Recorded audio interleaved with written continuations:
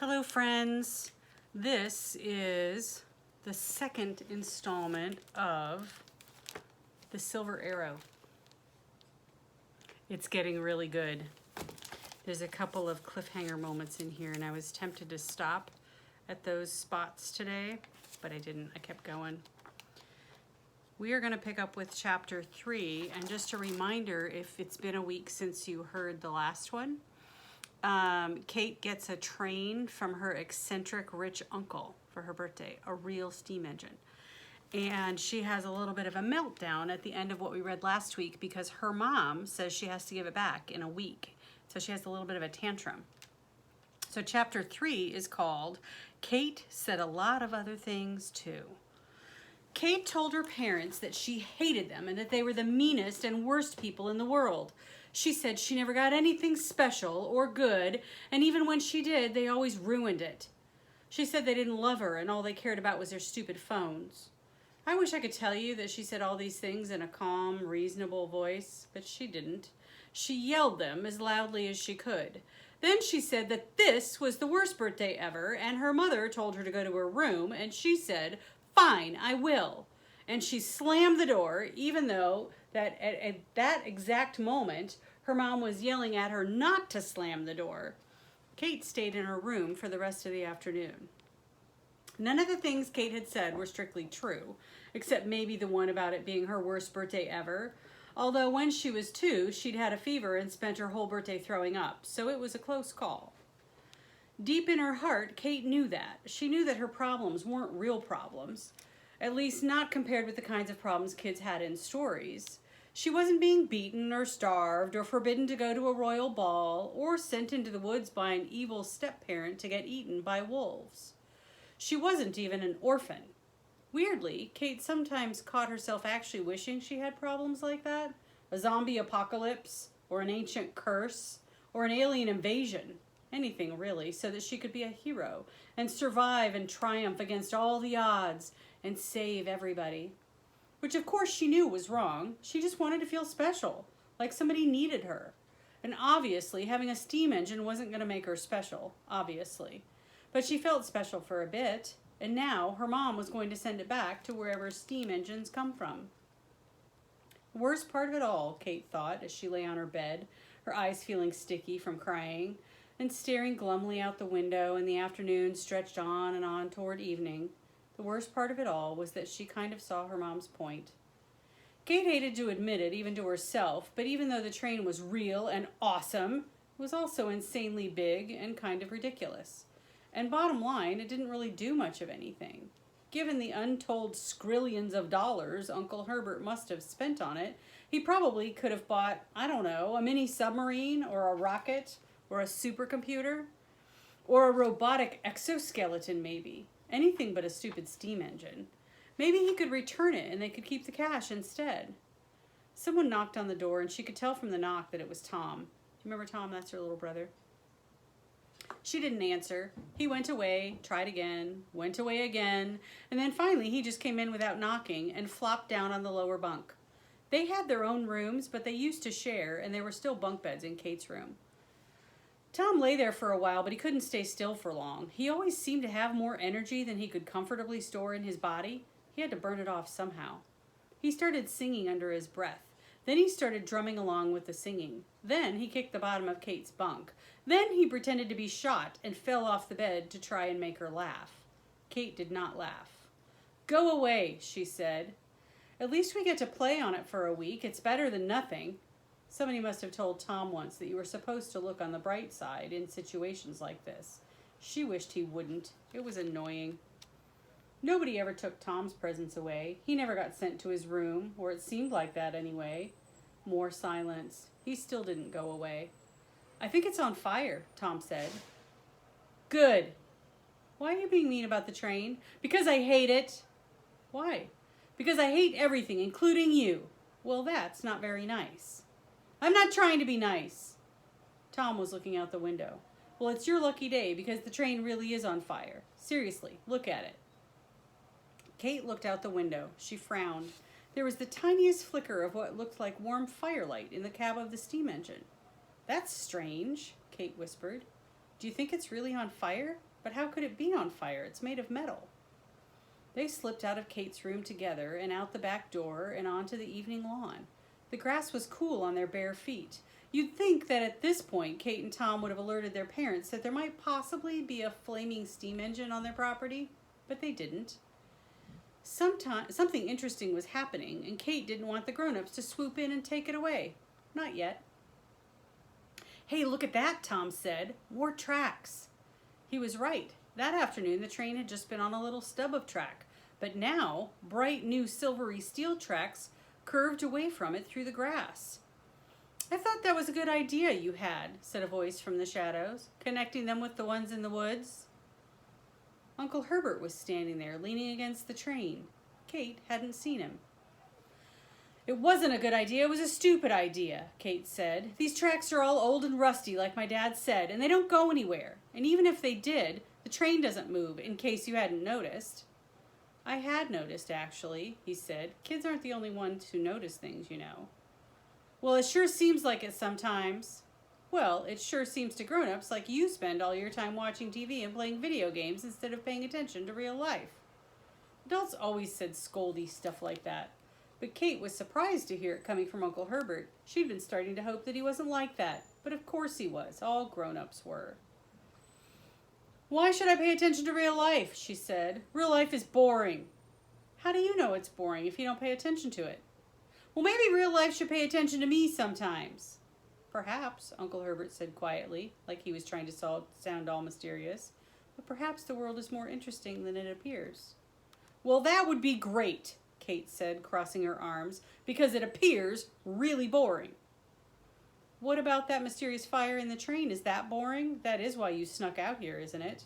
"Oh, right," Kate said, brought up slightly short. "I guess it is." She took a step toward the train, then turned back and gave Uncle Herbert a look. "This isn't over, though." "No," said Uncle Herbert, "it isn't." Chapter 4. It really wasn't over. Now that Kate was right up close to the train, she noticed something else. White steam was floating out of a pipe on top of it and swirling around its wheels. There's a picture of it. Suddenly, she felt a bit nervous. "Go on," Uncle Herbert said. "This is it. Real life is being interesting for a change. It's paying attention to you. Isn't that what you wanted?" Well, Kate did not especially like having her own words quoted back at her. So without answering, she climbed up into the cab, the metal rungs hard under her bare feet. Inside, the cab was all lit up by glowing firelight. That cold, sooty box they'd found before was actually a little fireplace, and somebody had built a fire in it. She could feel the heat coming off it in the night air. Something else, too. Before, the tender was empty, but now it was full of coal, a huge heap of it. Tom climbed up behind her. "Cool," he said. "It's like camping. We could sleep out here." "It's like that cabin with the wood stove," Kate said. "That time we went skiing and Dad hurt his knee on the first day and was in a real bad mood the whole rest of the week. You were really little." "I remember it, though." Tom perched on one of the seats. "That was when I lost Foxy." Foxy, full name Foxy Jones, had been Tom's stuffed fox from when he was a baby. It broke Tom's little heart when he lost him. He still couldn't read Fantastic Mr. Fox without crying. It's weird how boys have feelings too, but pretend that they don't. Kate could see into the house where her father was setting the table for her birthday dinner. He looked 1,000 miles away. "I wish it were a real train," she said quietly. "I mean, I wish it could really go somewhere, like on an adventure." "Yeah." Just then, a big lever shifted forward with a clunk. Kate frowned at it. "Well, that was weird. Did you see that?" "No," said Tom. She stuck her head out the window. "Uncle Herbert, something just moved in here." Uncle Herbert looked up at her. "What do you mean, moved?" "Like, by itself." He frowned. "It couldn't have." But now a couple of the brass wheels were spinning too, and some of the needles and gauges were stirring and twitching. A couple of switches flipped. "Uncle Herbert, really, things are moving, like a lot." It was the first time Kate had seen her uncle look unsure of himself. "Right, well, you might just think about climbing down from there." He was using that cautious tone you use when you're trying to reason with a cat.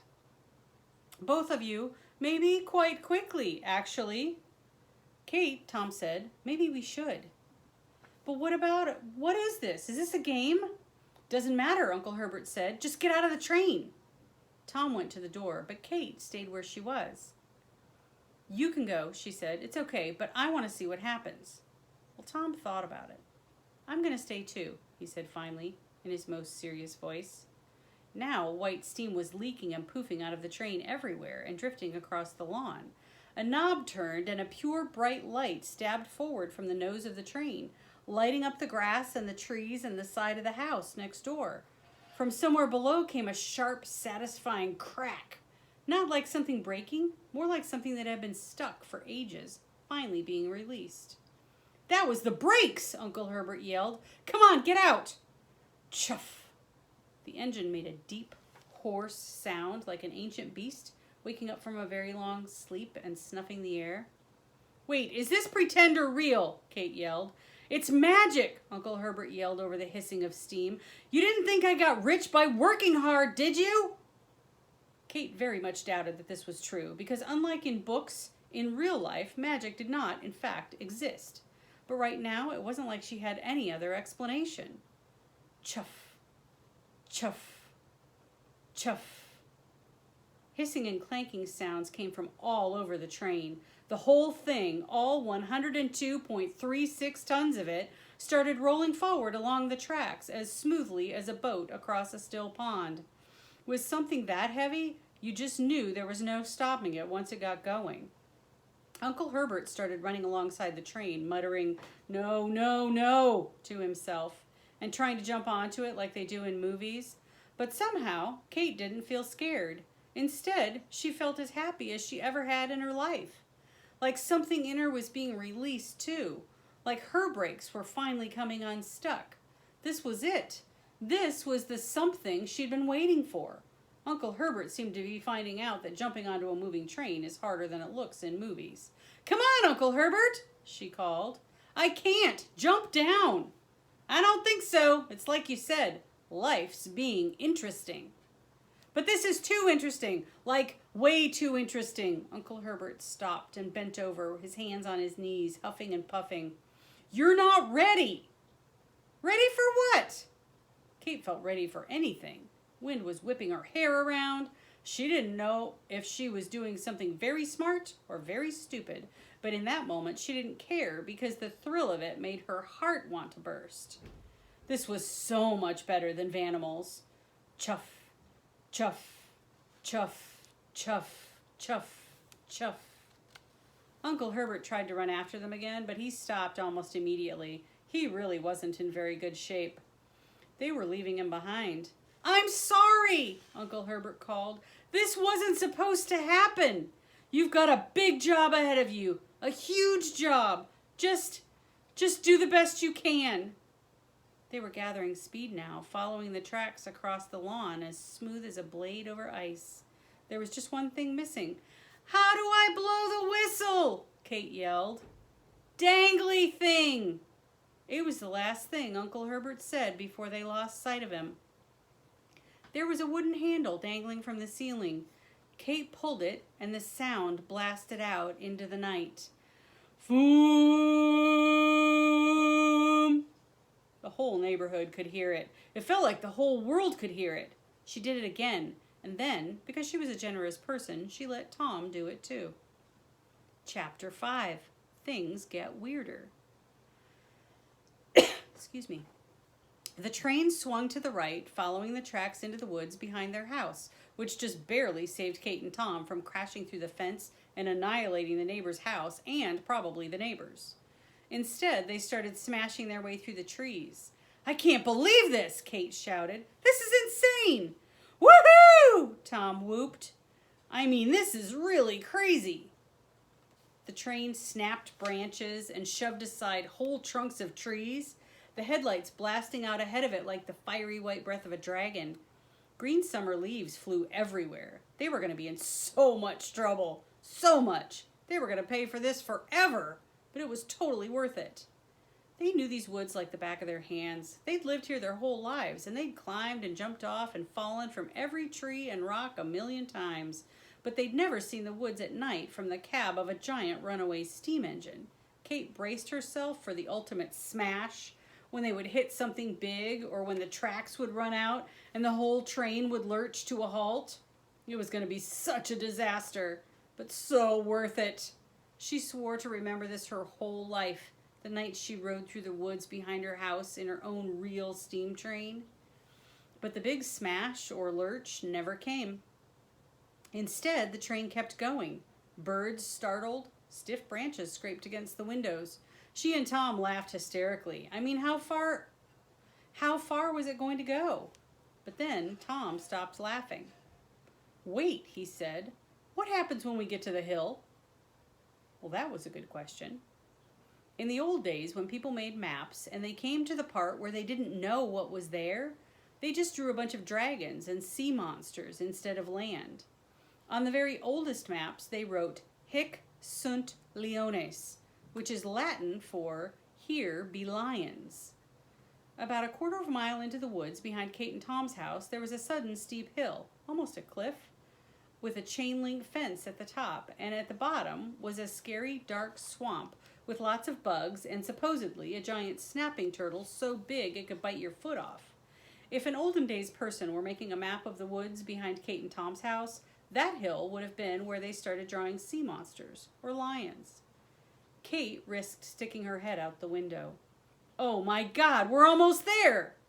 Kate, Tom said seriously, what's actually going to happen though? I mean, really, should we jump out? I don't know. She felt paralyzed, panicked. She was the older one. She was supposed to know. For the first time, it occurred to her that maybe this was not going to come out okay. She wondered how deep the swamp was. If the train hit that water and sank, they'd be trapped. They could drown. It was too late, because even as she thought it, she felt the silver arrow punch through the chain link fence as easily as a brick through a plate glass window. Hesitate for a moment like a roller coaster right before a big drop, and then tilt forward as the whole massive engine began its horrifying dive down the hill. The clackety-clack of the wheels went faster and faster. Kate closed her eyes and felt sick, a weightless lifting in her stomach. She clenched her jaw tight and gripped the seat until her knuckles went white. But the end didn't come. When they got to the bottom of the hill, they just kept rolling smoothly along. Faster now, but quieter, with no more breaking branches. Slowly, she unclenched her jaw and ungripped the seat. The engine chuffed happily. Cautiously, Kate opened her eyes. They should have been sinking into the swamp by now, with the snapping turtle waiting impatiently to snap the feet off of their drowned corpses. But instead, they were cruising along easily through the dark, still woods. Kate knew perfectly well that there were no woods here. There was only swamp, and after that, an office park, and beyond that, the highway. This was impossible. But the woods didn't seem to care about that. They just went on, getting deeper and darker. "Where are we?" Tom whispered. "I don't know. I can't believe we're in a real train." "I know, right? I mean, what is even happening right now?" Over the next few minutes, Kate and Tom had 3 separate versions of this conversation, different but all basically the same. They raised the possibility that they were going to Hogwarts, and decided they probably weren't, though that would have been cool too. And it was Kate's 11th birthday. Kate stuck her head out her side of the cab, and Tom stuck his head out his side. She wondered where they were going, and whether it was a good idea to go there, and whether, if they absolutely had to, they could jump out of the train without getting badly injured. And how long it would take them to walk home after that, and how exactly their parents would punish the bejesus out of them when they got there. They were definitely putting Grace Hopper's whole permission versus forgiveness theory to a serious test. But at the same time, all the excitement, all the energy, all the joy she'd been waiting her whole life to feel were finally thrilling through her whole body, and anything was worth that. The air outside was getting pretty cold, even though it was June, and Kate shivered in her t-shirt. She was grateful for the warmth of the fire. After a few minutes, she saw a pale light through the trees up ahead. It was dim and distant at first, and blinked in and out among the branches, but it got stronger and stronger till at last it came fully into view. It was a train station. Not a fancy one, just a small country train station. A long lit platform in a clearing among the trees. There were people waiting on it. Except they weren't people. They were animals. A few deer, a wolf, several foxes, a big brown bear, some rabbits or hares, were they the same thing? And a stripy-faced badger. Perched along a railing at the back of the platform was an assortment of birds, large and small. They just stood there, as still as commuters waiting for their morning train, and each one had a ticket in its mouth. We're stopping there. Next week's chapter is called Click Bing. I will see you either in Live Library or right here for next week's installment. Okay? Thanks for coming.